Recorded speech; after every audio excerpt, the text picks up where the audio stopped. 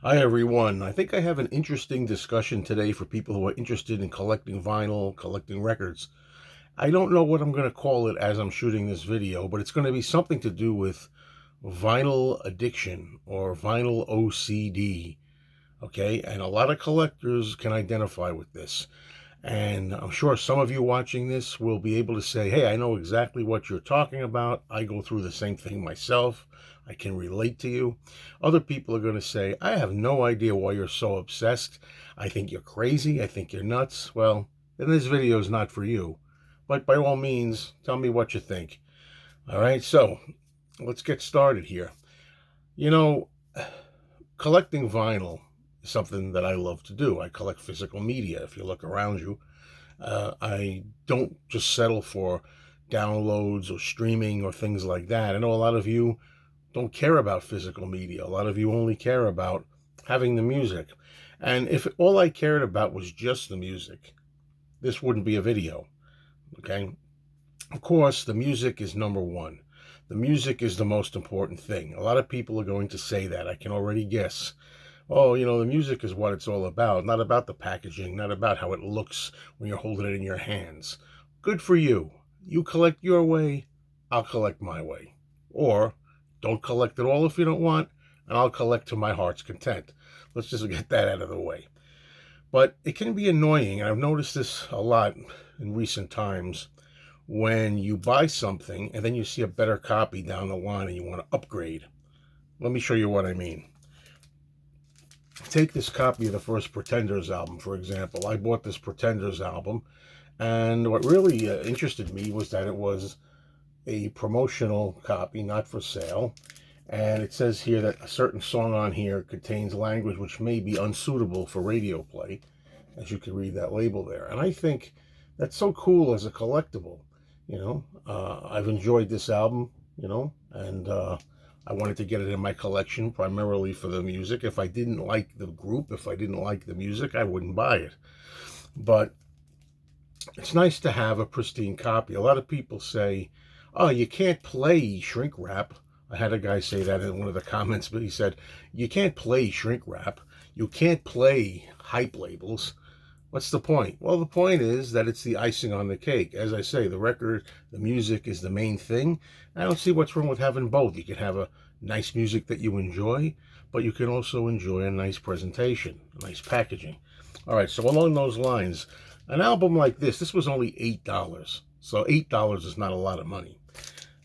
But then the very next day, literally the very next day, I find this copy also for $8. That is in the original shrink wrap. Yes, that's right. You can't play shrink wrap. Yeah, you can play a record, but you can't play shrink wrap. Who cares about the shrink wrap? If you don't care about it, you don't have to watch. Okay, you don't have to empathize. All right, but anyway, this was $8 also, so I upgraded it. Okay, one day apart. Had I waited a day, but who knew, I could have just bought this one. And I wouldn't have to have two copies. Although this one is very cool with the hype promo on there saying how one song can be offensive. All right, so that's that. Now, Tom Petty and the Heartbreakers. This particular story is a real heartbreaker. Lately, Tom Petty's albums have been expensive, more expensive than they used to be. I don't know why. I think there's a big demand for Tom Petty now on vinyl, and maybe because he died. He didn't die recently. He died 5 years ago now. So I don't know why now his records are getting so high. But anyway, I'm trying to replace my Tom Petty collection, so I found this album from 1981, Hard Promises, and I paid a little more than usual because it was Tom Petty. Nice copy, beautiful copy. There's no shrink wrap on it though. Then, ta-da, look what happens. I get a copy presenting itself. You can't really see because I have a lot of outer sleeve here, so it doesn't really show the shrink. But if I had these outer sleeves off, you would see. This isn't a shrink wrap copy, and this is much preferred as a Petty fan for me than this. This brings me another question. You talk to the record store owner and you say, look, I bought this record the other day. Now I'm buying this one. I bought these from the first place I saw them, and the same place. These were from the same place. Okay, both of these records are from the same place. So I said, "What?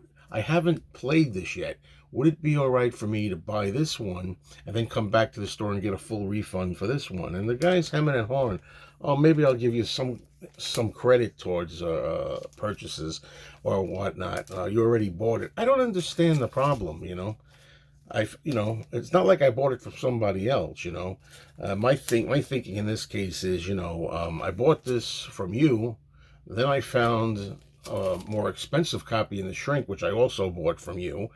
You can take the first one back, and you can sell it to somebody else for a high price and get your money back and then some. Well, why not be good to a loyal customer?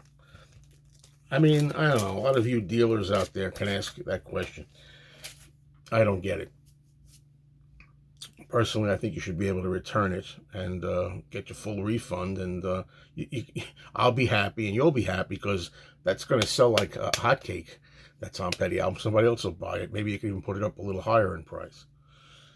All right, let's talk now about some Rolling Stone situations that I've encountered recently. I was at a record show and I found this copy of Out of Our Heads. It's really a pretty good copy. It's I wouldn't buy it if it wasn't. And it advertised it's mono, and it's the FFRR copy, which is a desirable copy.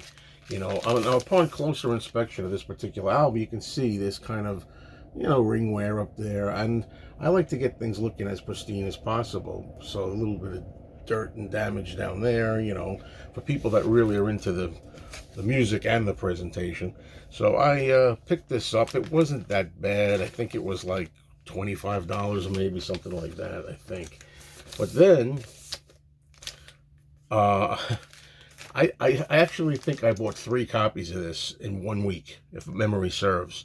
I bought this copy, then I went to a store and I bought a second copy that was even better. It didn't have any ringware on it at all. For some reason, I can't locate that copy. It's around here somewhere. But that's not the kicker. The kicker is that ultimately, after all was said and done, I found this copy in the shrink. So I upgraded it again, And this one is different. It's not the FFRR label. It's the bright red, which I think is a later pressing than the one I just showed you, I think. But this is so sweet. I mean, what am I going to do? I bought it 3 times.